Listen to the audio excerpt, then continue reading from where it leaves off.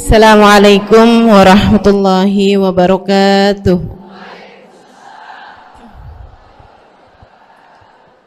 Alhamdulillah. Wassalatu wassalamu ala Rasulillah Muhammad ibn Abdillah wa ala alihi wa sahbihi wa man walah. Subhanaka la ilma lana illa ma 'allamtana innaka antal alimul hakim. Rabbi shrah li sadri wa yassir li amri wahlul 'uqdatan min lisani yafqahu qawli. Amma ba'du. Segenap syarifah, segenap pimpinan pondok pesantren, pimpinan majelis-majelis ta'lim, para ustadzah yang mudah-mudahan semuanya dirahmati dan dicintai Allah Subhanahu wa taala. Juga tentu saja semua yang hadir di majelis ini, baik ibu-ibu, kakak-kakak, adik-adik, anak-anak, yang mudah-mudahan semuanya dirahmati Allah, dicintai Allah, dibahagiakan Allah, disyafaati Rasulullah Muhammad sallallahu alaihi wa alihi wasallam insyaallah, amin ya rabbal alamin. Saudaraku sekalian saya muliakan, kalau saya ditanya apa yang paling diperlukan manusia dalam hidupnya di atas muka bumi ini, saya bisa sampaikan padamu bahwa yang paling kita perlukan di dalam kehidupan kita, bahkan bukan hanya di dunia, melainkan juga sampai ke negeri akhirat nanti, ada dua hal. Yang pertama, rahmatnya Allah. Yang kedua, syafaatnya Nabi Muhammad. Yang pertama rahmatnya Allah, dan yang kedua adalah syafaatnya Nabi Muhammad sallallahu alaihi wa ala alihi wa sahbihi wasallam. Kedua hal ini merupakan hal terpenting untuk kita dapatkan di kehidupan dunia sebelum merupakan hal paling penting untuk bisa kita raih saat kita masuk ke dalam negeri akhiratnya Allah Subhanahu wa ta'ala. Orang kalau hidup di dunianya dirahmati Allah, disyafaati Rasulullah, mau kaya, mau miskin, mau sehat, mau sakit, mau pinter, mau kurang pinter, mau cakep, mau kurang cakep, hidupnya terarah, hidupnya terbimbing, hidupnya terjaga, hidupnya menjadi hidup yang bahagia. Kalau dapat rahmatnya Allah, kalau dapat syafaatnya Nabi Muhammad. Dua hal itu. Selebihnya teman-teman saudara sekalian, itu hanyalah artinya kita bersolawat kepada Nabi, mendoakan Nabi Muhammad untuk mendapatkan rahmatnya Allah. Ustazah, kok kita doain Nabi sih Ustazah? Kan Nabi lebih mulia dari kita. Kenapa kita nih yang hina dina penuh dosa harus mendoakan Nabi Muhammad? Bukankah semestinya Nabi Muhammad yang mendoakan kita, bukannya kita yang mendoakan Nabi Muhammad? Ini teman-teman saya sekalian, doa itu enggak semestinya begitu. Doa itu tidak semestinya begitu. Yang namanya mendoakan itu adalah meminta kepada Allah Subhanahu wa taala, Jalla Jalaluhu wa ta'ala azamatuh, itu bisa dari orang yang hina untuk orang yang mulia, bisa juga dari orang yang mulia untuk orang yang hina. Karenanya yang namanya doa. Orang tua mendoakan anaknya. Iya. Anak mendoakan orang tuanya juga. Iya. Kan begitu? Guru mendoakan murid-muridnya. Benar. Harus. Guru harus mendoakan murid-muridnya. Tapi murid yang baik adalah murid yang juga mendoakan gurunya. Nabi mendoakan umatnya, umat mendoakan nabinya. Itu konsepnya doa. Bukan berarti yang mendoakan harus lebih mulia daripada yang didoakan. Enggak kayak begitu. Ada banyak dalil-dalilnya. Nabi bahkan meminta doa kepada Sayyidina Umar Ibn al-Khattab alaihi ridwanallah. Ketika Sayyidina Umar berangkat pergi haji. Sayyidina Umar tuh berangkat hajinya lebih duluan daripada Nabi Muhammad sallallahu alaihi wasallam. Pada tahun ke-9 dari hijrah, Sayyidina Umar berangkat. Tahun ke-10 Nabi Muhammad sallallahu alaihi wasallam berangkat haji, pulang 11 karena kan Dzulhijjah, habis itu kan pulang Muharram. Muharramnya tahun ke-11, Nabi Muhammad bulan Rabiul Awal meninggal dunia. Tahun ke-11 Hijriah. Sayyidina Umar berangkat duluan buat pergi haji tahun itu, tahun ke-9 Hijriah. Waktu Sayyidina Umar pamitan sama Nabi Muhammad, Rasul, saya berangkat haji duluan, memastikan juga keadaan di sana seperti apa. Lebek ya Umar. Sebelum Sayyidina Umar berangkat, Nabi Muhammad bilang begini, ya Umar, la tansa ukhayyak minad du'a.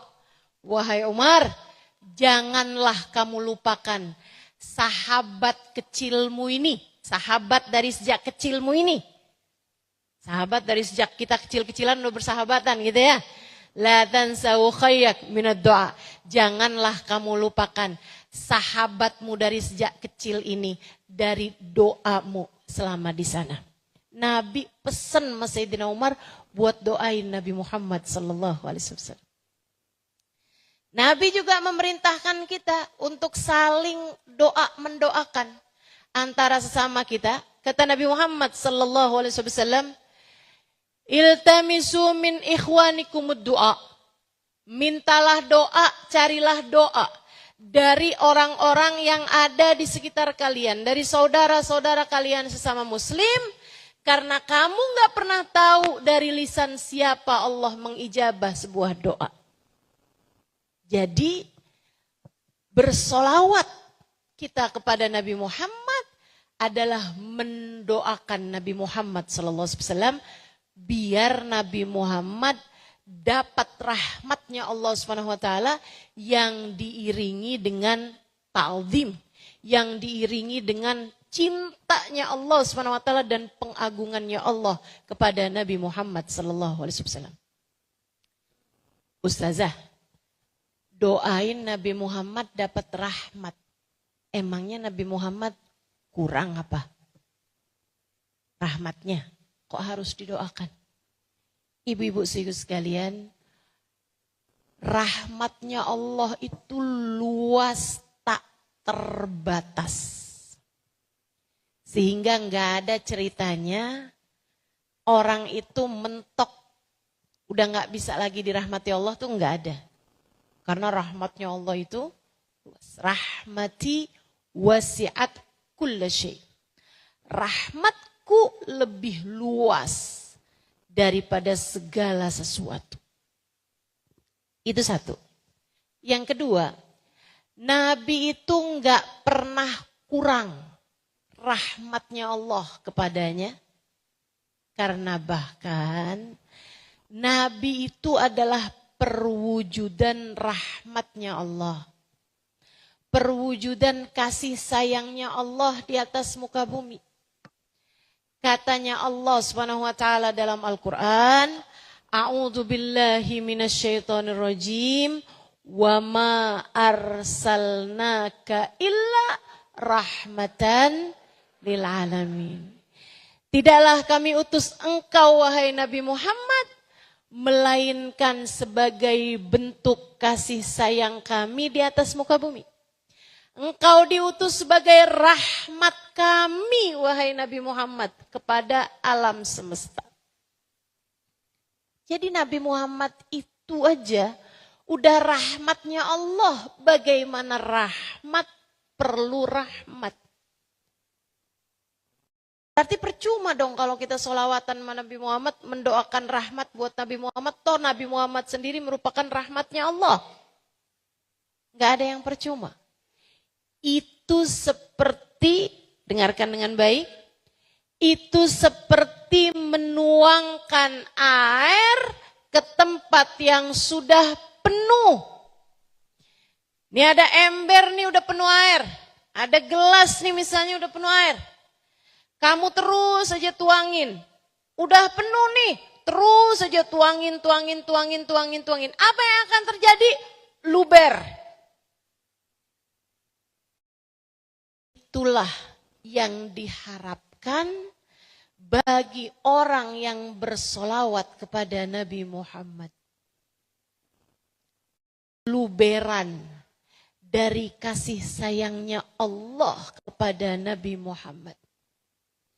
Dan itu kembalinya bukan kepada Nabi Muhammad, melainkan kembali kepada yang bersolawat kepada Nabi Muhammad. Begitu. Itu sholawat. Jadi kalau kamu berdoa, ya Allah, sayangilah saya ya Allah. Ampunilah saya ya Allah, rahmatilah saya ya Allah. Itu doa kamu bisa didengar, bisa nggak didengar. Abisnya didengar, bisa diterima, bisa ditolak. Abisnya diterima, misalnya nih, bisa diijabah, bisa nggak diijabah. Kan begitu? Tapi kalau kamu bilangnya begini, ya Allah, rahmatilah Nabi Muhammad dengan rahmat yang diiringi dengan pengagungan dan rasa cinta. Ya Allah, jadikanlah sholawat tersebut, rahmatmu tersebut kepada Nabi Muhammad adalah ampunan yang kembali kepadaku ya Allah. Itu tuh, sholawatmu kepada Nabi Muhammad diterima Allah Subhanahu wa ta'ala dan luberannya. Karena menuang ke tempat yang penuh, luberannya tersebut. Itu kembali kepadamu yang bersolawat berupa ampunan yang Allah Subhanahu wa ta'ala berikan untukmu. Jadi itu sebabnya kenapa Nabi Muhammad memerintahkan kita untuk, katanya Nabi Muhammad SAW, kalau kalian berdoa, awalilah doa kalian dengan solawat padaku. Akhirilah doa kalian dengan solawat padaku. Karena solawat padaku diterima di sisi Allah Subhanahu wa ta'ala. Masakah Allah terima depan belakangnya dan ditolak tengah-tengahnya. Nabi dengan rahmatnya, dengan kasih sayangnya kepada kita umatnya, menganjurkan kita untuk kalau baca doa awali dengan sholawat, akhiri dengan sholawat. Subhanallah. Jadi kalau kita doa sendiri nih, belum tentu doa kita didengar. Belum tentu sesudah didengar diterima. Belum tentu sesudah diterima diijabah. Tapi kalau kita bersolawat kepada Nabi Muhammad, Allah akan sampaikan solawat tersebut, didengar oleh Allah Subhanahu wa ta'ala, diterima oleh Allah Subhanahu wa ta'ala. Kemudian Allah tuangkan luberan untuk Nabi Muhammad sallallahu alaihi wasallam. Allah sampaikan rahmat tersebut kepada Nabi Muhammad. Namun seperti yang tadi telah saya sampaikan, Nabi Muhammad sudah penuh dengan rahmatnya Allah, sehingga yang ada adalah luberlah rahmatnya tersebut, dan luberannya kembali kepada yang membaca sholawat. Dari sinilah kita faham apa yang disampaikan Sayyid Muhammad bin Alawi bin Abbas Al-Maliki.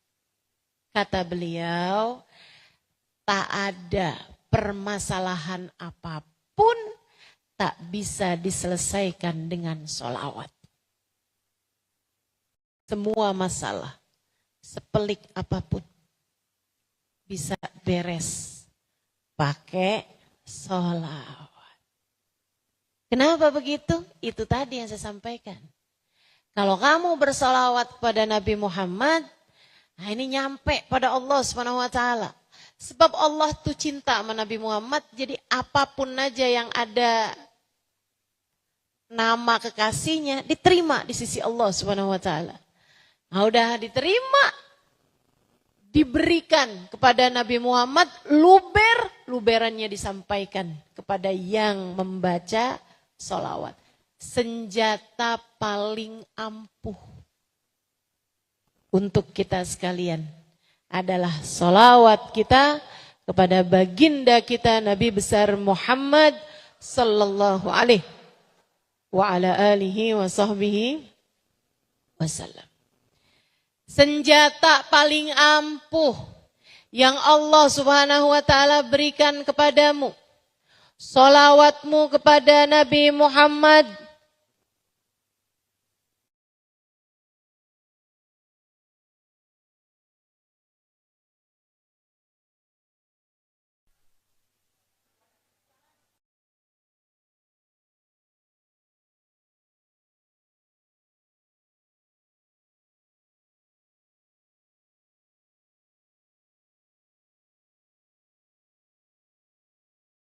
Senjata paling ampuh yang Allah Subhanahu wa taala berikan kepada kita adalah sholawat kita kepada baginda kita Nabi besar Muhammad sallallahu alaihi wa ala alihi wa sahbihi wasallam.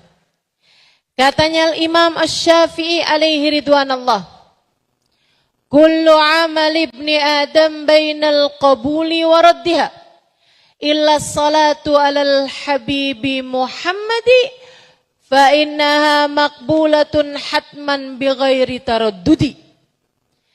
Semua amalnya manusia ada yang diterima, ada yang ditolak, kecuali sholawat kepada Nabi Muhammad. Fa innaha maqbulah. Sholawatmu kepada Nabi Muhammad akan diterima Allah bighairi taraddudi, tanpa ada keraguan-raguan sama sekali. Maka bersolawatlah kepada Nabi Muhammad. Bersolawatlah kepada Nabi Muhammad. Kamu pengen dapat rahmatnya Allah, bersolawatlah kepada Nabi Muhammad. Itu tuh kayak gini loh. Nabi Muhammad ini kan manusia paling dicinta sama Allah. Kamu kalau ada, sayang banget sama anak kamu atau sama cucu kamu deh. Ada nih di antara teman-temannya, senang banget sama cucu kamu, sayang banget sama cucu kamu. Selalu sebut nama cucu kamu. Mana-mana dia ceritain tentang cucu kamu. Kamu kira-kira sayang apa enggak tuh sama anak tersebut? Sayang. Sayang pasti. Demikian pula dengan Allah Subhanahu wa taala kepada Nabi Muhammad. Tak ada siapapun dan apapun yang lebih dicintai Allah daripada Nabi Muhammad. Percayalah saya. Tak ada siapapun dan apapun makhluk yang lebih dicintai Allah daripada baginda kita Nabi besar Muhammad. Hingga karenanya Allah Subhanahu wa taala akan mencintai siapapun dan apapun yang memiliki nisbat, yang memiliki hubungan, yang memiliki sambungan dengan baginda kita Nabi besar Muhammad. Apaan aja yang punya sesambungan sama Nabi Muhammad, pasti dicinta Allah SWT. So ikut sekalian saya muliakan, mata yang paling dicintai Allah, matanya Nabi Muhammad. Dan matanya orang-orang yang memandang dengan cinta kepada Nabi Muhammad.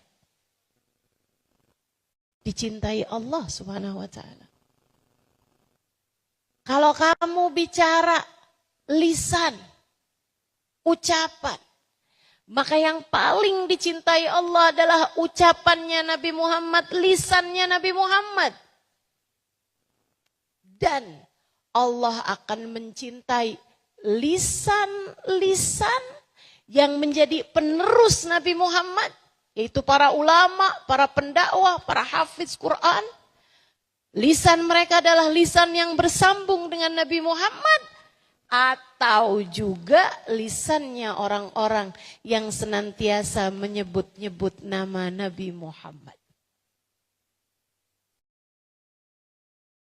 Allah paling suka sama hatinya Nabi Muhammad sallallahu alaihi wasallam. Paling dicintai Allah Subhanahu wa taala. Ma kadzabal fuadu ma ra'a. Kata Allah Subhanahu wa taala, sesungguhnya hatinya Nabi Muhammad tidak pernah berdusta dengan apapun yang dilihatnya dengan pandangan mata batinnya tersebut. Bahkan terhadap hatinya aja, Nabi Muhammad itu Allah mengatakan tidak pernah berdusta. Kebayang, hatinya aja udah gak pernah bohong. Gimana lisannya? Sallallahu alaihi wa ala alihi wasallam. Allah paling cinta hati adalah hatinya Nabi Muhammad. Dan Allah juga akan cinta kepada semua hati yang mencintai Nabi Muhammad. Bahkan seperti yang pernah saya sampaikan, mungkin teman-teman sering dengar juga. Ada dulu seorang Yahudi nagih hutang sama Sayyidina Ibnu Abbas alaihi ridwanallah. Ditagih hutang, Sayyidina Ibnu Abbas lagi bakar roti. Sambilan bakar roti, Sayyidina Ibnu Abbas bilang, "Ntar ya, saya akan bayar hutang kamu, nungguin nih rotinya mateng." Iya dah. Sambilan itu Sayyidina Ibnu Abbas mengajak dia untuk masuk Islam. Yuk login aja.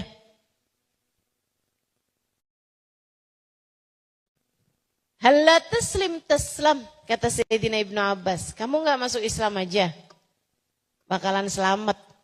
Ah ogah, orang Islam ceritanya neraka mulu. Kata si Yahudi, bukannya orang Islam kalau masuk surga mesti lewatin neraka? Ya emang semua. Kata Sayyidina Ibnu Abbas, semua orang masuk surga lewatin neraka. Karena surga itu adanya di ujung neraka. Udah lewatin nerakanya nih, baru kemudian ketemu pintu surga. Di atas neraka itu ada jembatan namanya Sirat. Sehingga sekalian di ujungnya sana ada pintu surga. Yang selamat melewati jembatan, yang artinya yang selamat melewati neraka, maka dia akan masuk ke dalam surga. Wa inhum illa wariduha, kata Allah SWT dalam Al-Quran. Tidak ada sesiapapun di antara umat manusia kecuali akan melewati jembatan tersebut. Ini si Yahudi bilang, ya kalau lewat ya bakalan kebakar lah pasti. Enggak, kalau orang Islam gak akan kebakar. Masa ada orang lewatin neraka segitu panasnya gak kebakar. Sayyidina Ibnu Abbas kemudian habis rotinya matang, beliau keluar bawa bayar hutangnya, kemudian beliau juga keluar dengan membawa 3 buah kain. Dia bilang, nih saya mau tunjukin sama kamu. Nih ya, tar di akhirat nih, nyalain sama beliau apinya. Di tungkunya itu, di kompornya. Kemudian dia ada ambil kain, misalnya, nih ya, kain merah nih. Ini misalnya Yahudi ya, ya masukin di api tersebut. Habis itu ada kain lagi, misalnya biru misal ini ya. Ini misalnya Nasrani ya, nah, kita masukin. Ini ya yang putih ini ya, misalnya Islam ya, misalnya ya, nah, masukin. Habis tutupin saya Sayyidina Ibnu Abbas.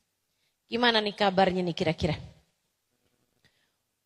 Ya udah habis, udah hangus. Yuk kita lihat.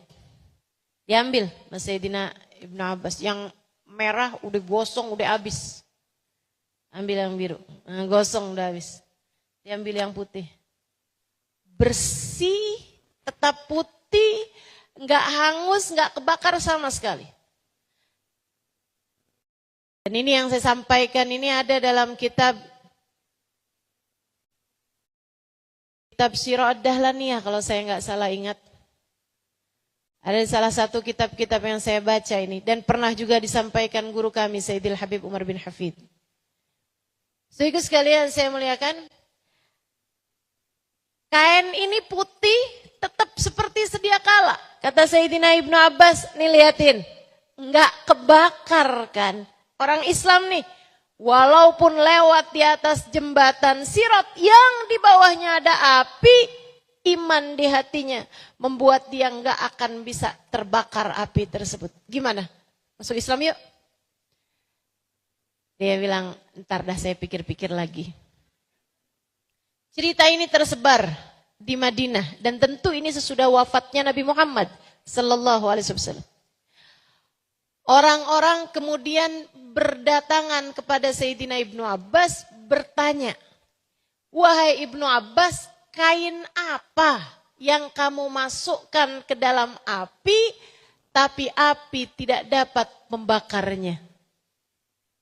Sayyidina Ibnu Abbas kemudian mengatakan, dzaka hirqah masah bihan Nabi sallallahu alaihi wasallam.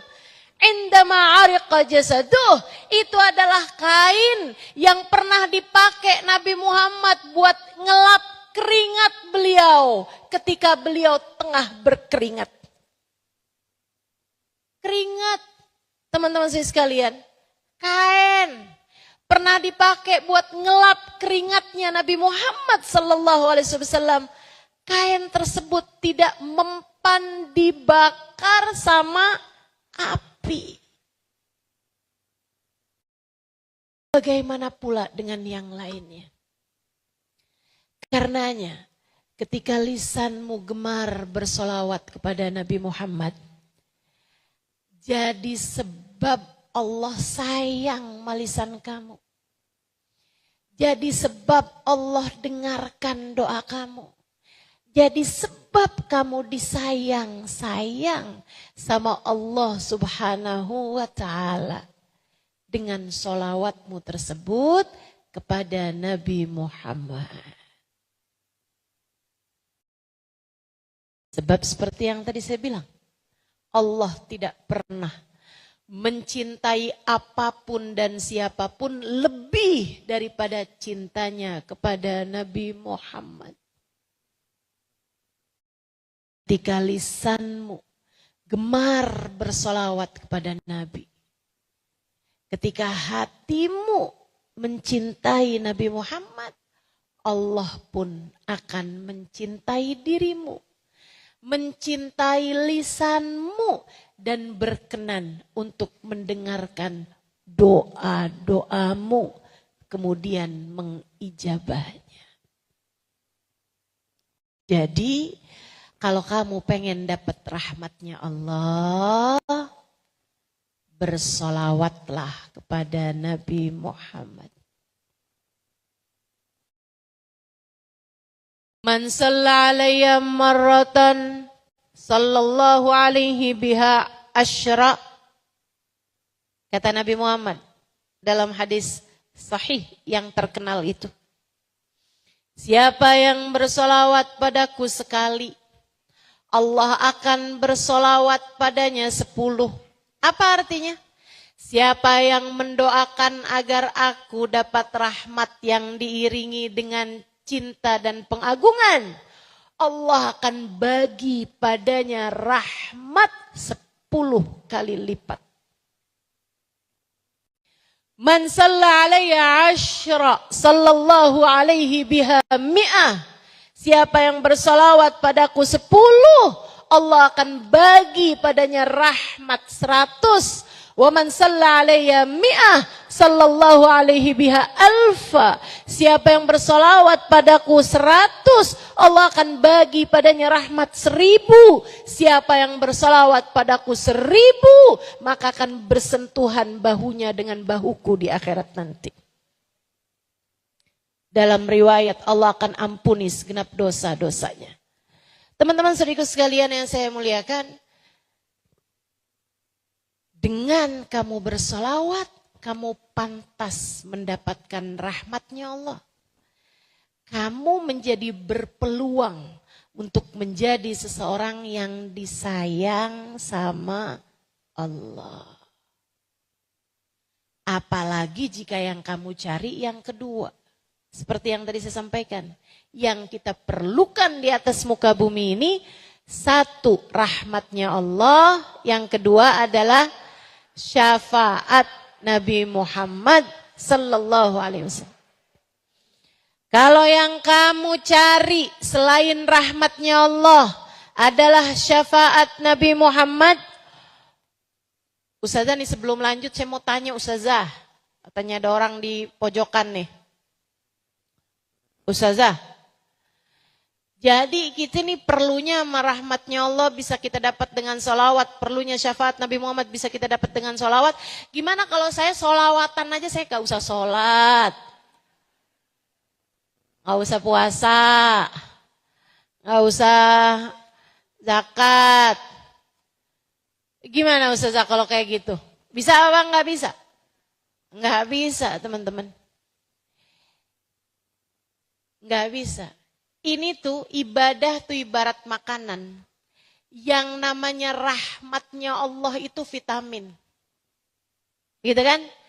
Kamu itu yang kamu perlukan dari makanan bukan cuman vitamin. Betul gak? Dalam setiap makanan yang kamu makan ada vitaminnya, betul? Betul itu. Akan tetapi tidak hanya vitamin yang kamu perlukan untuk makanan. Kamu perlu karbohidrat, kamu perlu protein, kamu perlu air, kamu perlu segala macam tuh yang diperlukan sama badan manusia. Demikian pula dengan amal-amal soleh. Sholat itu kayak karbohidratnya gitu. Sholat itu kayak makanan pokoknya bagi kamu. Gimana kalau kamu, saya nggak mau makan dah pokoknya. Saya nggak mau makan karbohidrat. Saya tiap hari mau nyemil buah aja dah. Tiap hari makan anggur aja. Tiap hari makan buah-buahan aja. Yang ada akhirnya kamu jadi beo. Jadi burung. Burung itu kan makanannya buah-buahan. Begitu ya. Paham ya sampai sini ya? Sholawat itu sesuatu yang sunnah. Tapi itu bisa mendatangkan apa yang paling kamu perlukan dalam kehidupan. Yaitu rahmatnya Allah subhanahu wa ta'ala. Kamu juga harus kerjain semuanya. Sholatnya mesti bagus. Akhlaknya mesti bagus, laksanakan perintah Allah, jauhi larangan Allah SWT yang disebut dengan takwa, itu sesuatu yang tak terbantahkan. Gitu ya? Sesuatu yang tidak terbantahkan, itu wajib. Bukan berarti ketika saya membahas sholawat, oh berarti yang kita perlukan itu sholawat aja nih udah. Yang lain-lain kita gak perlukan, gak gitu maksudnya.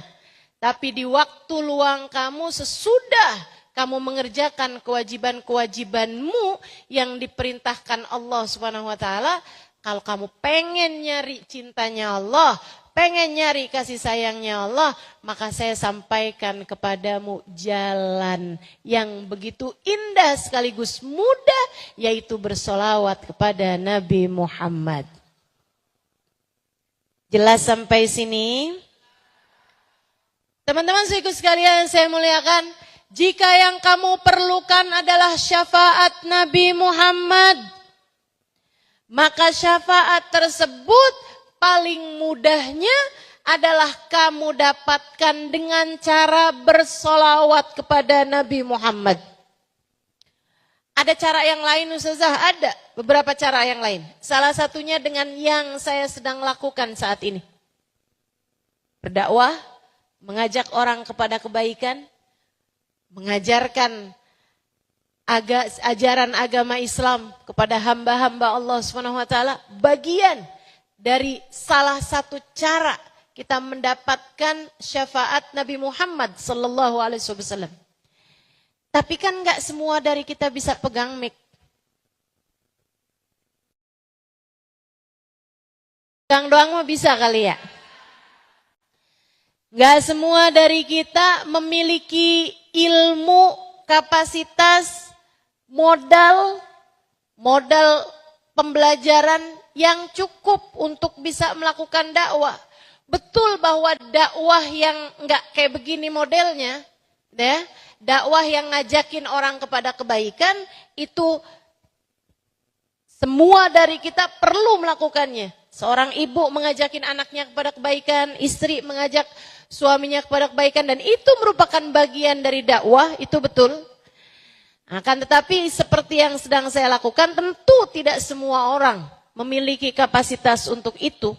Teman-teman saya sekalian, tapi saya kasih tahu bahwa di antara cara paling mudah sekaligus juga paling indah untuk bisa mendapatkan syafaat Nabi Muhammad adalah dengan bersolawat kepada Nabi Muhammad.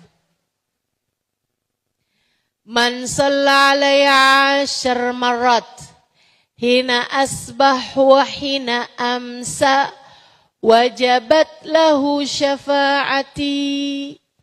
Kata Nabi Muhammad sallallahu alaihi wasallam, siapa yang bersolawat padaku 10 kali, cuma 10 kali, saat pagi bangun tidurnya, saat malam sebelum tidurnya, wajib baginya mendapatkan syafaatku. Wajib, kata Nabi Muhammad. Aku wajib memberikan padanya syafaatku. 10 kali doang. Tapi memang bangun tidur sama sebelum tidur. Cobain deh. Cobain. Teman-teman saya sekalian, saat bangun tidur, alhamdulillahilladzi ahyana ba'dama amatana wa ilaihin nusyur. Allahumma salli ala Sayyidina Muhammad wa ala ali Sayyidina Muhammad. Allahumma salli ala Sayyidina Muhammad wa ala ali Sayyidina Muhammad. Yang pendek aja. Jangan yang panjang-panjang, ntar kamu ketiduran lagi. Apalagi kalau pakai dilaguin. Allahumma salli ala Sayyidina. Wah, itu udah masuk mimpi lagi tuh. Mimpinya hadir majelis ya. Masya Allah. Jadi teman-teman saya sekalian, sholawat 10 kali pagi hari, sholawat 10 kali malam hari.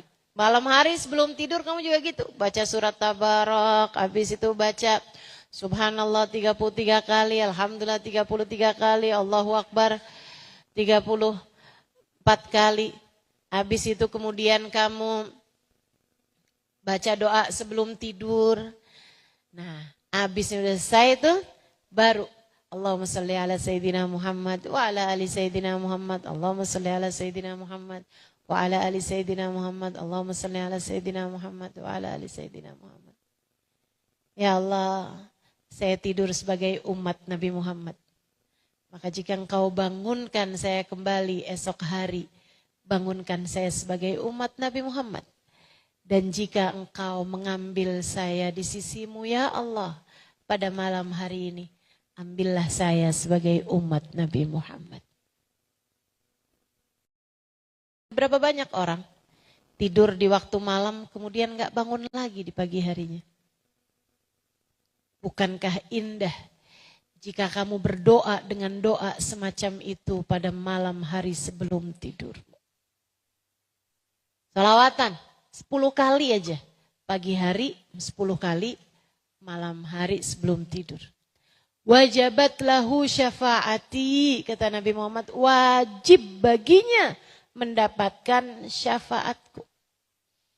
Lebih mudah kamu, kalau udah kamu tabung tiap pagi, tiap malam kamu sholawatan Nabi Muhammad, kalau ada apa-apa nabinya udah kenal.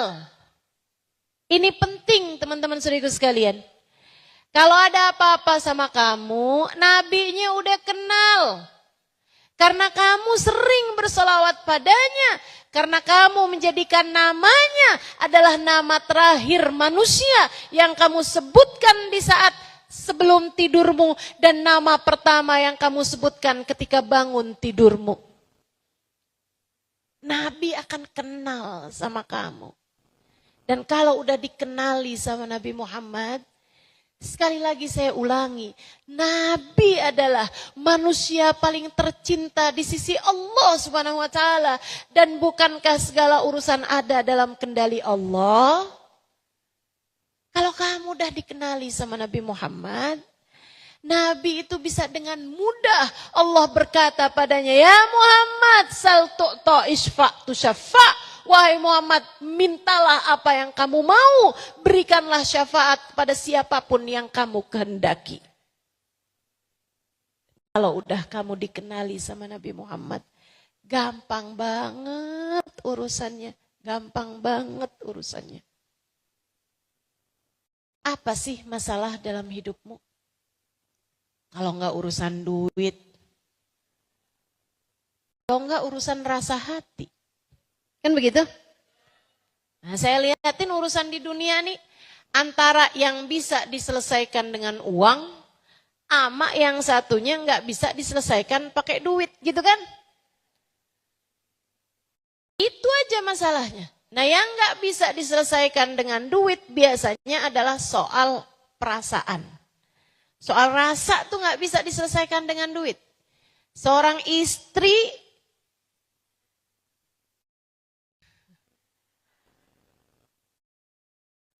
walaupun dia punya duit berapa, kalau hati suaminya tidak tertuju kepadanya, gak cinta lagi sama dia, susah.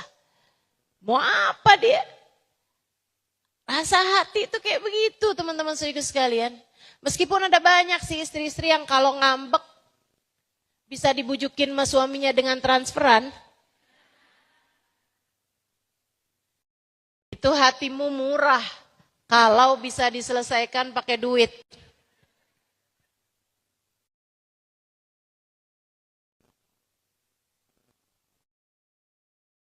Ambek, gak mau ngomong. Di situ suaminya WhatsApp. Udah saya transfer ya. Langsung telepon. Kamu pulang kapan? Ya. Murah banget dah.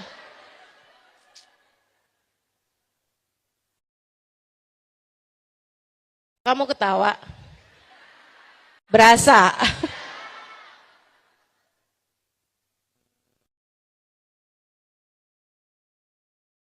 Saya nggak berasa Ustazah, saya nggak punya suami. Ya iya.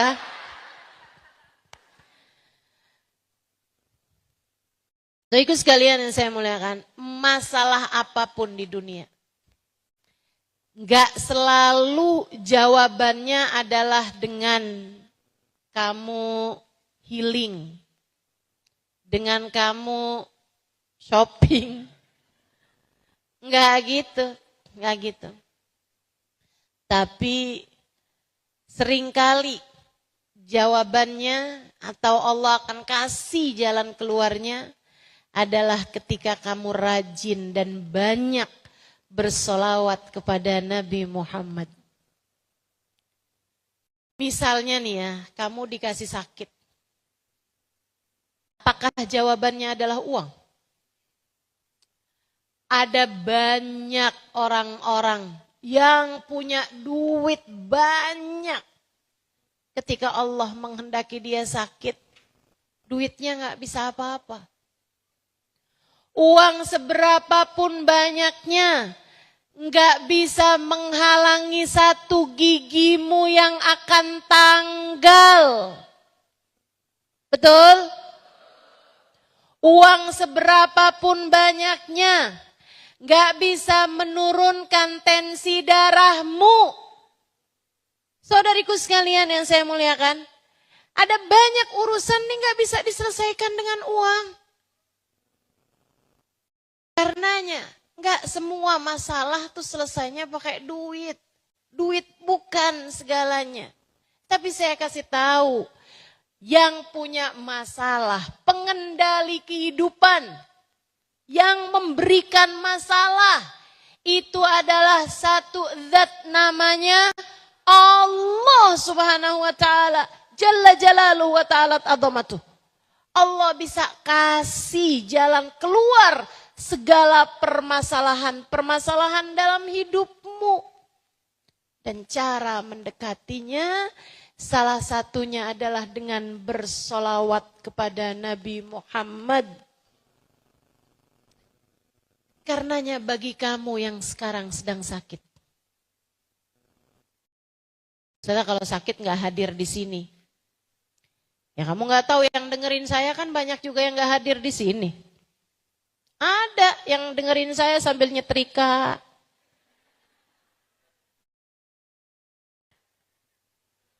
Kamu kayak nggak pernah aja.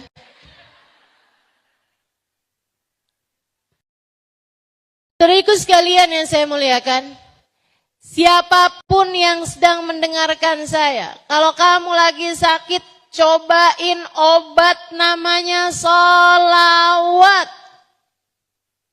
Cobain obat namanya sholawat.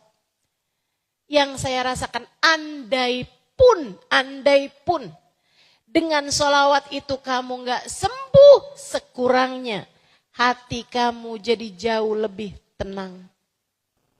Setidaknya rasa sakitnya akan jadi jauh lebih ringan. Itu andai gak sembuh. Apalagi jika kemudian Allah memberikan kepadamu kesembuhan. Cobain. Termasuk juga kalau kamu lagi nungguin yang sakit. Ajakin dia buat sholawat. Dan kamu juga sambil nungguin yang sakit, banyak-banyaklah baca sholawat. Apalagi saat dia lagi kesakitan. Kan gak semua orang kesakitan. Saat seseorang lagi kesakitan, udah deh, itu obat mujarab banget. Saya rasain. Ini udah teruji ini. Di laboratorium kehidupan. Tenang aja. Mujarab, teman-teman saudaraku sekalian. Saya mengujinya. Tahun lalu saya dikasih sakit sama Allah SWT. Sakit yang cukup berat. Saya rasakan lumbal belakang saya. Lumbal itu antara tulang satu ke tulang yang lain. Di tulang belakang saya, itu lumbalnya pecah. Sehingga sakitnya luar biasa karena itu semuanya sebelahnya itu saraf. Sarafnya kaki itu semua di situ. Jadi pecahannya itu ngegelibet ke saraf-saraf sehingga semua jenis sakit sepertinya saya rasakan. Teman-teman sekalian, kalau pas lagi sakit yang banget sakit, saya merasakan betapa benarnya firman Allah Subhanahu wa taala, wa nahnu aqrabu ilaihi min hablil warid. Aku Allah lebih dekat dengan hambaku daripada urat nadinya sendiri. Ada yang dapat saya lakukan untuk diri saya ketika saya sedang kesakitan. Tak ada yang dapat dilakukan suami saya untuk saya Meskipun andai seberapapun rasa sayang dia kepada saya. Tak ada yang bisa dilakukan. Sahabat-sahabat saya, teman-teman saya, meski seperti apapun sayangnya. Keluarga saya, saudara-saudara saya, kepada saya. Satu-satunya yang dapat melakukan sesuatu adalah Allah Subhanahu wa ta'ala. Saudaraku sekalian saya muliakan. Di saat-saat kayak gitu, obat seringkali udah gak ngaruh. Pil-pil penghilang sakit udah gak ada artinya. Bisa tertidur meski semenit pun. Kalau udah kayak gitu gimana? Kasih obat tidur sekalipun gak ngaruh teman-teman. Nggak ngaruh. Kalau udah kayak gitu gimana? Apa yang ngaruh? Sholawatan sama Nabi Muhammad. Allahumma salli ala Sayyidina Muhammadin tibbil qulubi wa dawaiha wa afiyatil abdani wa shifaiha wa nuril absari wa diyaiha wa ala alihi wa sahbihi wa sallim. Ya Allah, sampaikanlah rahmatmu untuk Nabi Muhammad yang diiringi dengan pengagungan dan cinta. Ya Allah, jadikanlah salawat saya kepada Nabi Muhammad ini sebagai obat untuk sakit saya. Sebagai obat untuk hati saya. Sebagai obat penerang untuk mata batin saya. Itu arti salawat tibil qulub. Terus saya baca. Hati jadi lebih damai. Rasa sakit jadi jauh lebih ringan. Keadaan jadi jauh lebih menyenangkan. Terkadang sakitnya enggak berkurang, tapi jadi jauh lebih ringan. Teman-teman saudaraku sekalian, bukankah itu yang kita perlukan? Sakit tuh kalau cuman rasa sakit, itu tuh kita nggak apa-apa. Ya sakit, tapi ya nggak apa-apa. Insya Allah jadi penyebab berguguran dosa. Insya Allah jadi penyebab naik derajat. Insya Allah jadi sebab kesembuhan hati kita dari segala penyakit-penyakitnya. Rasa sakit yang Allah berikan pada kita. Yang berat itu kalau hatinya merasa berat menghadapi sakit tersebut. Nah itu yang sudah dipastikan akan jadi rasanya lebih ringan dengan kamu bersolawat kepada Nabi Muhammad.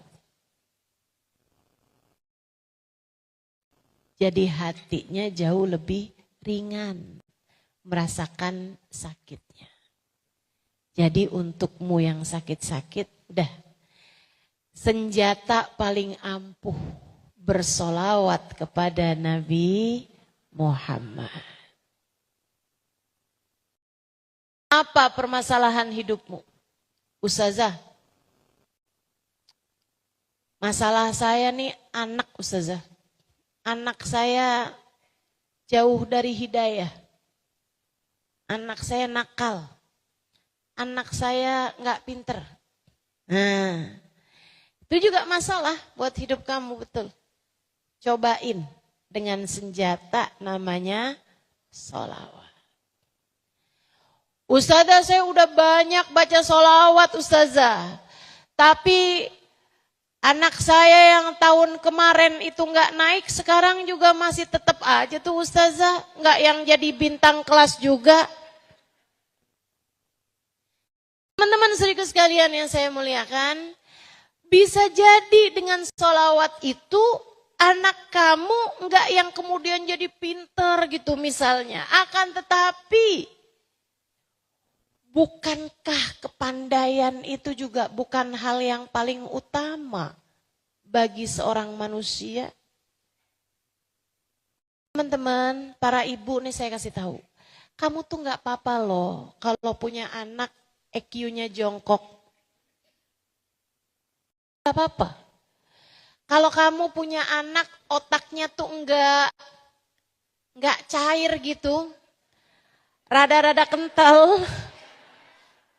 Jadi kalau mikir itu agak-agak lambat gitu kan, enggak apa-apa loh teman-teman, enggak apa-apa. Tapi saya berharap kamu punya anak-anak menjadi anak-anak yang bahagia. Karena itu yang paling penting. Hidup bahagia, mati husnul khotimah, di akhirat masuk surga. Itu udah. Itu cita-cita kita. Selebihnya yang lain enggak apa-apa, enggak apa-apa. Sesekali sakit enggak apa-apa. Sesekali sulit enggak apa-apa.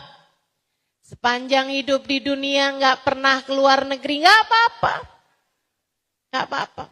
Bukan pengen ustazah haji, umroh, iya mudah-mudahan saya doakan. Saya doakan. Bisa sampai langkah kakimu ke sana.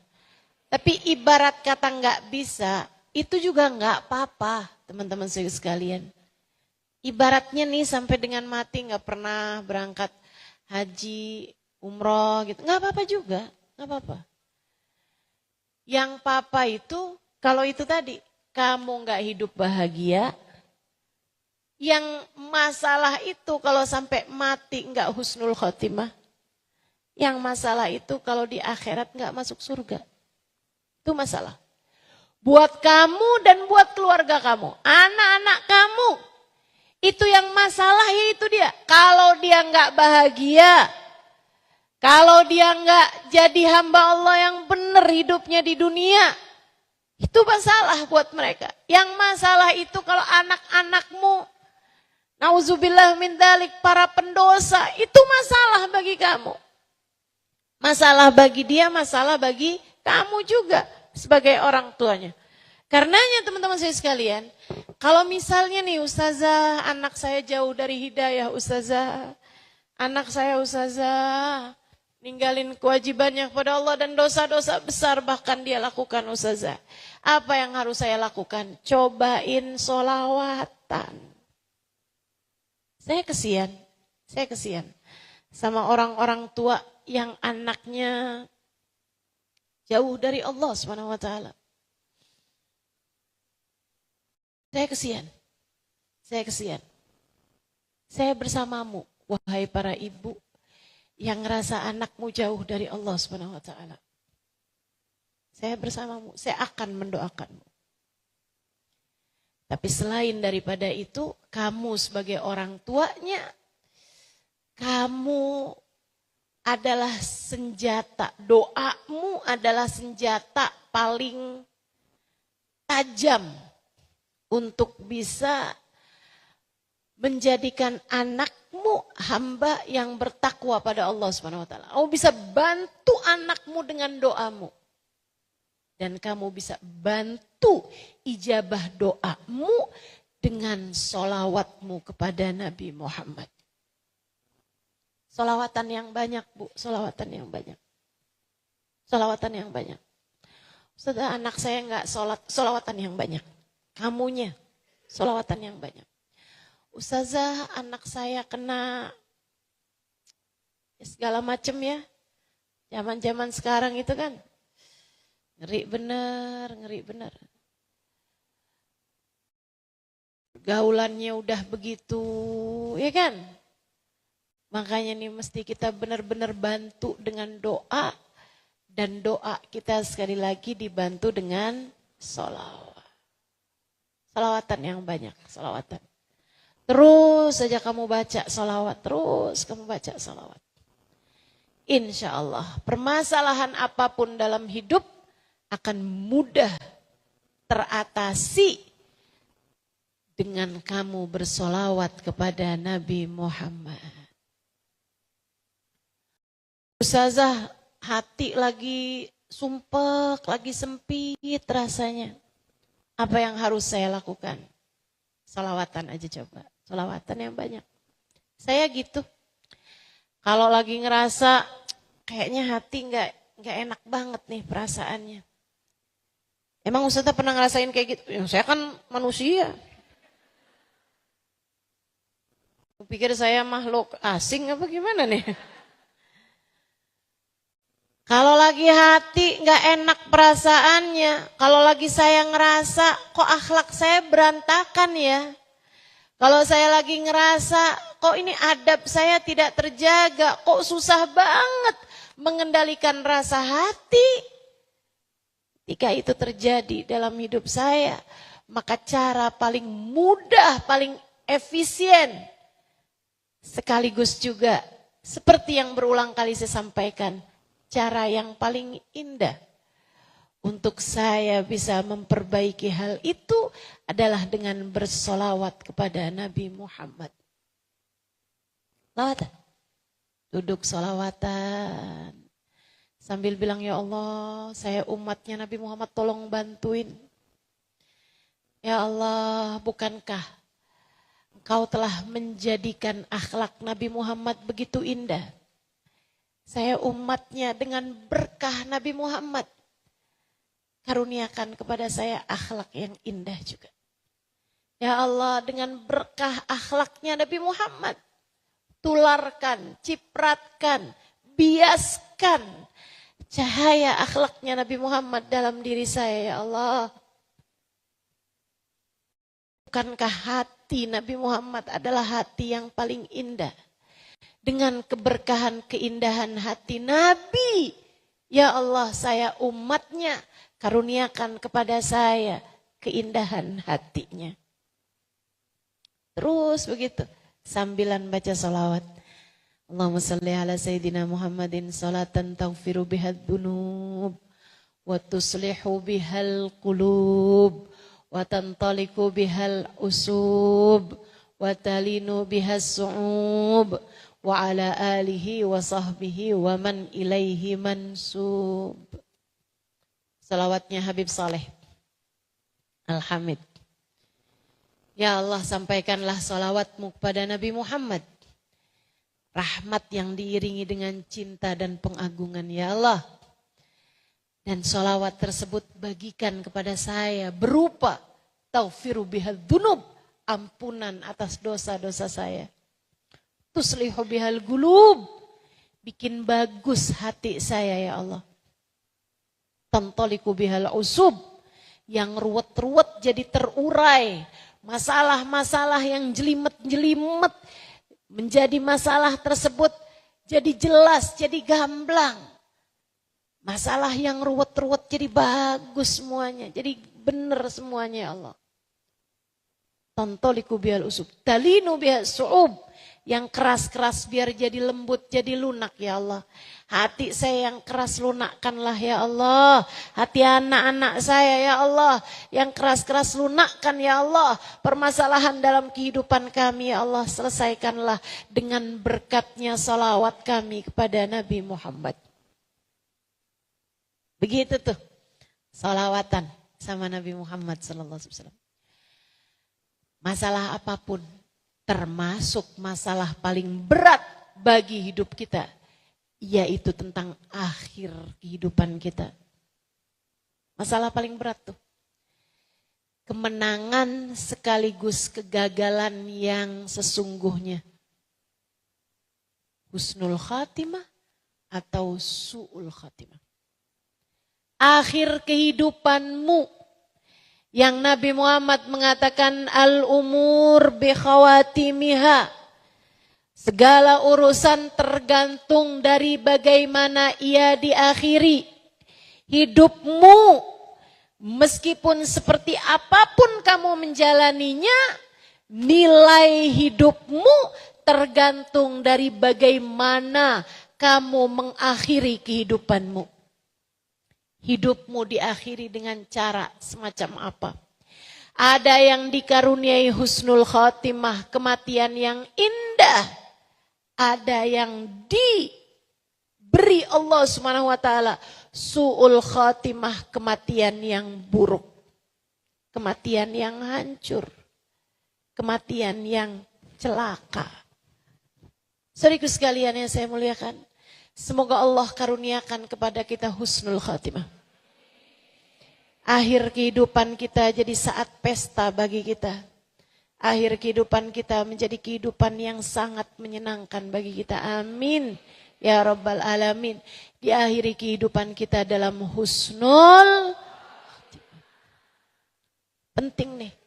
Paling penting bagi hidup kita. Nah, husnul khotimah. Salah satu cara meraihnya. Selain daripada kita harus jaga hidup. Selain daripada kita harus doa minta sama Allah SWT. Juga bisa kita raih. Ketika kita mendapatkan syafaat Nabi Muhammad SAW. Dan itu salah satunya bisa kita dapatkan dengan kita memperbanyak membaca salat.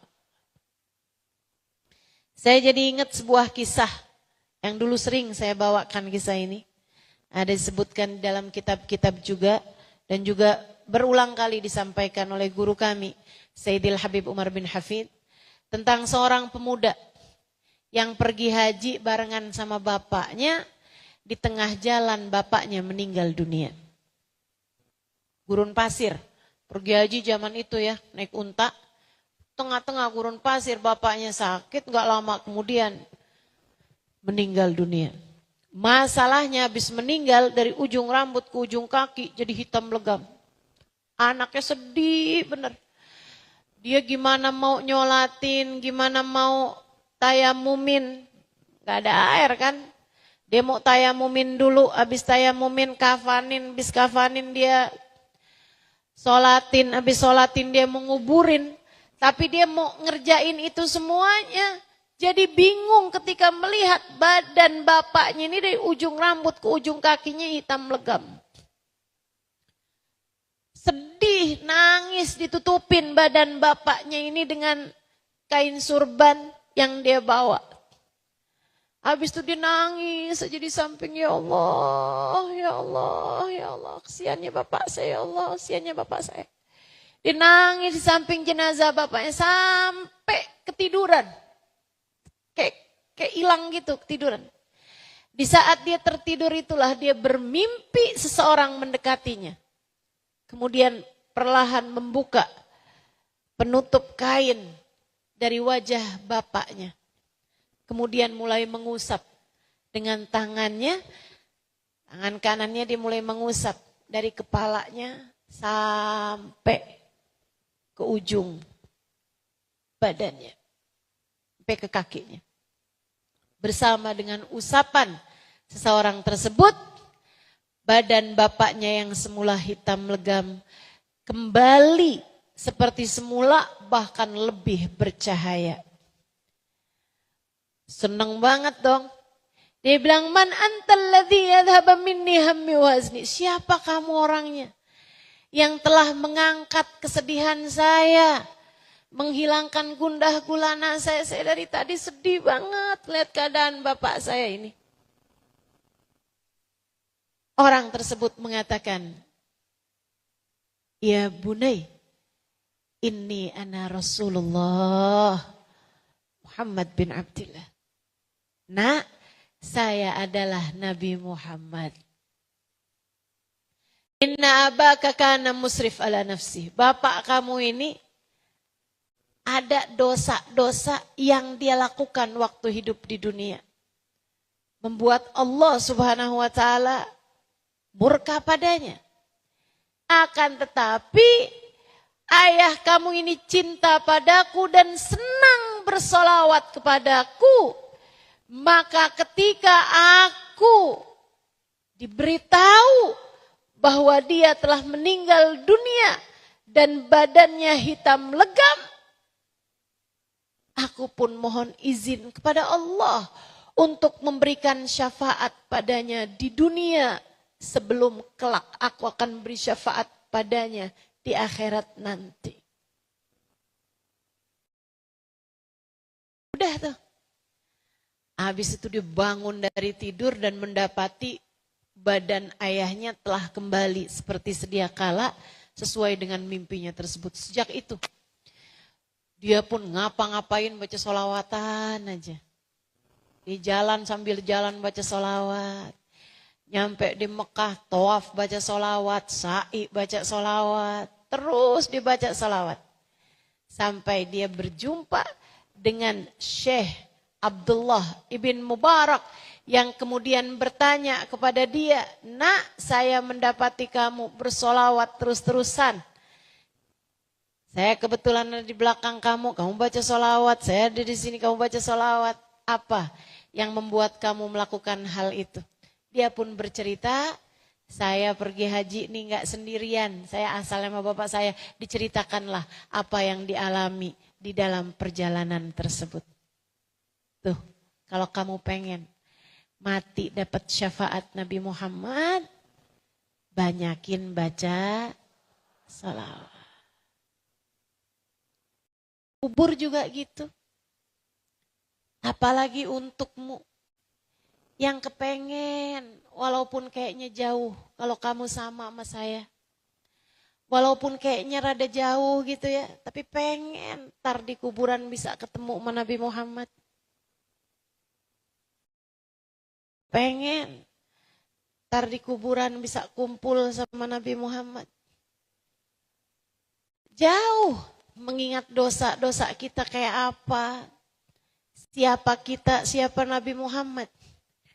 Nabi enggak pernah berbuat dosa, kita dosanya udah kebanyakan. Nabi hatinya bersih, kita kayak begini. Rada jauh. Akan tetapi kita kepengen di akhirat nanti di dalam kubur kita bisa ketemu sama Nabi Muhammad, bahkan bisa kumpul sama Nabi Muhammad. Salah satu caranya yang paling mudahnya sekaligus yang paling indahnya adalah dengan kita banyak bersolawat kepada Nabi besar Muhammad. Solawat yang diiringi dengan ta'zim dan juga diiringi dengan cinta. Kan lain. Orang nyebut dengan cinta dengan orang yang nyebut tanpa rasa. Kan lain. Betul gak? Kenapa doa seorang ibu kepada anaknya lebih mustajab daripada doa siapapun kepada anak tersebut? Adalah karena ibu punya rasa cinta kepada anaknya. Itu sebabnya kenapa doa murid untuk gurunya mustajab. Kalau murid tersebut punya rasa cinta kepada gurunya. Demikian pula dengan doa guru untuk muridnya kenapa mustajab. Kalau dia mendoakannya dengan sepenuh cinta. Demikian pula yang lain-lainnya. Orang tuh istri mendoakan suaminya mustajab. Doa istri buat suami mustajab loh. Kasih tahu sama suaminya. Hati-hati bang. Doa saya untukmu mustajab. Kalau istri tersebut berdoa dengan penuh cinta. Doa suami buat istrinya juga mustajab. Apalagi kalau suami tersebut mendoakan istrinya dengan penuh cinta. Teman-teman saudaraku sekalian yang saya muliakan. Maka kamu ketika bersolawat sebut nama Nabi Muhammad. Kalau kamu nyebutnya tanpa rasa, beda dengan saat kamu menyebutnya dengan sepenuh cinta. Makanya, Ustazah kenapa ya? Saya kok solawatan sendirian biasa aja. Tapi kalau lagi solawatan bareng-bareng, apalagi berdiri, kiam, kemudian baca solawat pada Nabi Muhammad, rasanya tuh kayak nyambung gitu. Begitu mudah air mata saya mengalir Ustazah. Bu, bisa jadi itu bukan karena kamu. Bisa jadi itu karena keberkahan orang-orang yang bersamamu. Kamunya gak punya cukup cinta untuk kamu bisa menghadirkan rasa. Tapi di sebelah-sebelahmu ada orang-orang yang sudah punya rasa tersebut. Sehingga kamu ketularan sama rasa itu. Bisa jadi begitu. Ya jangan kegeeran. Saya kalau lagi kiam, saya nyambung banget gitu sama Nabi Muhammad. Bisa jadi bukan karena kamunya, tapi karena orang-orang yang di sebelahmu. Makanya jangan bawaan suudzon mulu sama orang-orang. Si ibu itu kok datang ya? Dia kan padahal baru bercerai tuh sama lakinya. Nah, bahaya. Jangan, udah nggak usah. Nggak usah lihat sana, nggak usah lihat sini. Merasalah bahwa di majelis adalah kamu orang yang bisa jadi paling hina di majelis tersebut. Bisa jadi kamu adalah yang paling banyak dosanya di antara semua yang hadir di majelis itu. Merasalah seperti itu sehingga insya Allah ampunan yang datang padamu paling banyak. Berharaplah seperti itu sehingga Allah Subhanahu wa taala lebih mudah untuk mengijabah doa-doamu tersebut. Bersolawat kepada Nabi Muhammad sallallahu alaihi wasallam. Urusan dunia, urusan akhirat.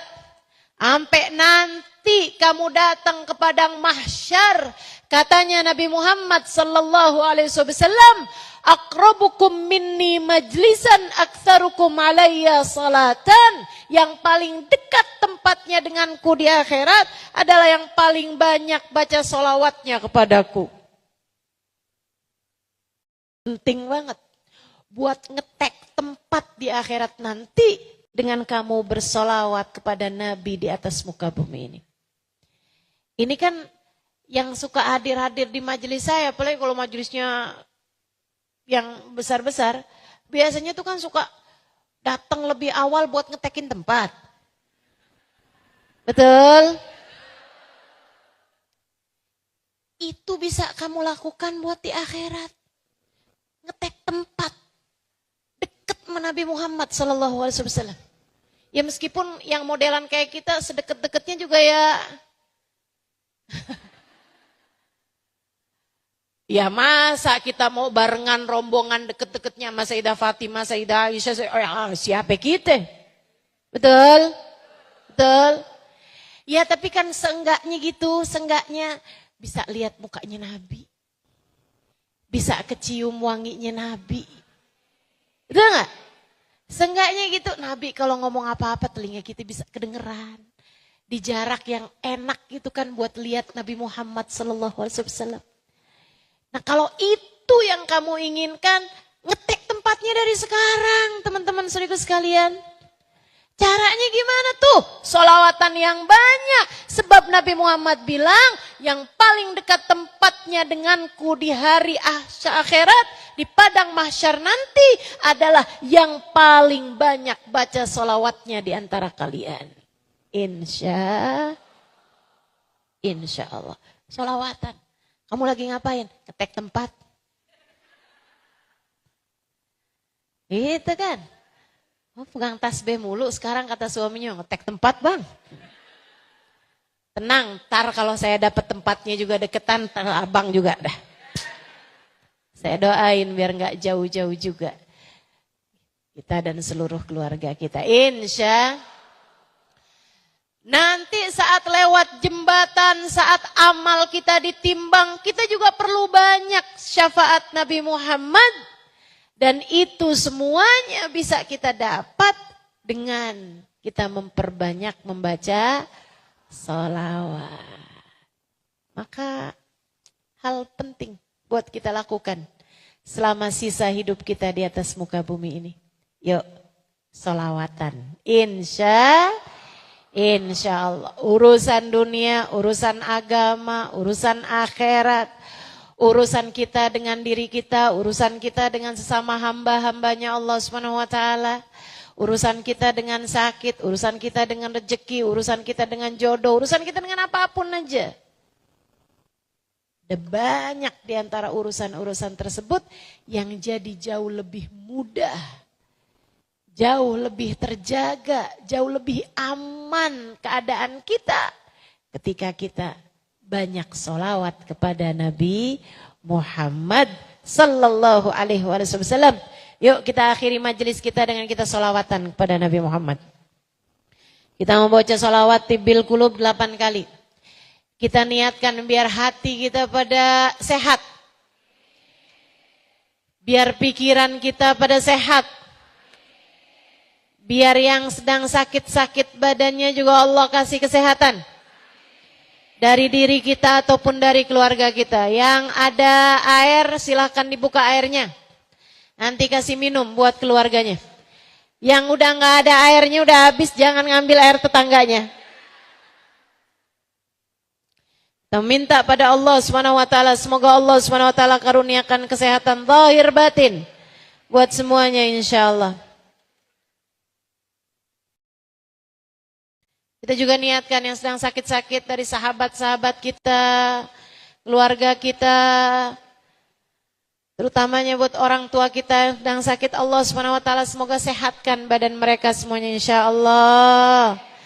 Saudara-saudari kita yang sedang sakit, semoga Allah Subhanahu wa taala angkat penyakitnya. Allah pulihkan, Allah sehatkan zahir batin kita semuanya insyaallah. Dan lebih daripada semuanya, kita punya penyakit-penyakit hati, mudah-mudahan Allah sehatkan. Alhamdulillah. Wassalatu wassalamu ala Rasulillah Muhammad ibn Abdillah wa ala alihi wa sahbihi wa man wala.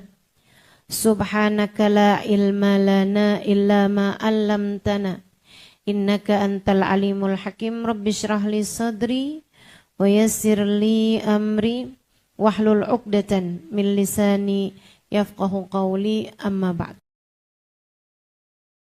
Saudaraku sekalian yang saya muliakan, apa sih artinya hijrah? Hijrah itu artinya pindah. Pindah dari satu keadaan kepada keadaan yang lainnya. Diwajibkan untuk hijrah dari keadaan yang buruk menuju kepada keadaan yang baik. Kamu kalau ingin di hari akhirat nanti menuju ke surga, maka dari mulai sekarang pastikan jika sebelumnya kamu masih mengarahkan langkah menuju selain surga, kamu sudah harus memastikan langkah putar balik menuju surga. Maka saya akan sampaikan padamu beberapa pesan. Saya mau sampaikan 3 pesan aja terkait hijrah kita dalam kehidupan ini, sehingga mudah-mudahan semuanya dari dunia menuju surga, dari kehidupan di dunia ini hidup dalam keadaan bahagia, amin, sampai mati husnul khotimah, di akhirat nanti masuk surga. Sekali lagi mudah-mudahan hidup kita di dunia bahagia, mati husnul khotimah, di akhirat masuk surga. Kalau kamu pengen ketiganya, hidup bahagia, mati husnul khotimah, di akhirat menuju surga, nih saya kasih tahu 3 pesan saya. Yang pertama, bagusin niat. Apapun yang kamu lakukan, siapapun kamu, dan apapun yang kamu lakukan baru benar-benar bermakna apabila niatnya bagus. Katanya Imamul Haddad, man saluhat niyatuhu saluhat a'maluhu la mahala. Orang kalau niatnya bagus, perbuatannya bakalan bagus pasti. Wa man sa'at niyatuhu sa'at a'maluhu la mahala. Dan kalau niatnya jelek, perbuatannya bakalan jelek. Wa in kanat fi suratihi hasanah, walaupun kelihatannya kayaknya bagus. Kalau udah niatnya nggak bagus, bakalan perbuatannya juga nggak bagus. Kayak ada tuh berapa tahun yang lalu mau pemilihan anggota dewan, nyumbang karpet masjid. biar dipilih. Nyumbang karpet masjid perbuatan bagus apa nggak bagus? Niatnya biar dipilih, bagus apa nggak bagus? Saudaraku sekalian, ternyata abisnya pemilihan dia nggak kepilih, karpetnya diambil lagi. Masjidnya nggak punya karpet, kesian.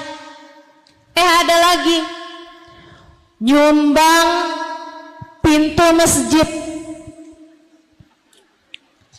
ternyata nggak kepilih juga. Habis selesai pemilihan, pintunya diambil lagi, masjidnya jadi nggak punya. Masya Allah. Perbuatan sebaik apapun niatnya harus bagus.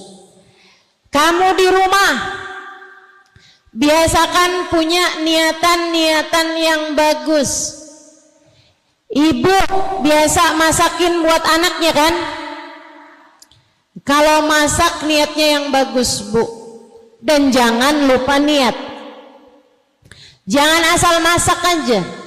Ya Allah, saya niat masak buat anak dan suami, biar kami semuanya makan makanan yang sehat, sehingga bisa jadi sebab kami menjadi kuat beribadah kepadamu ya Allah.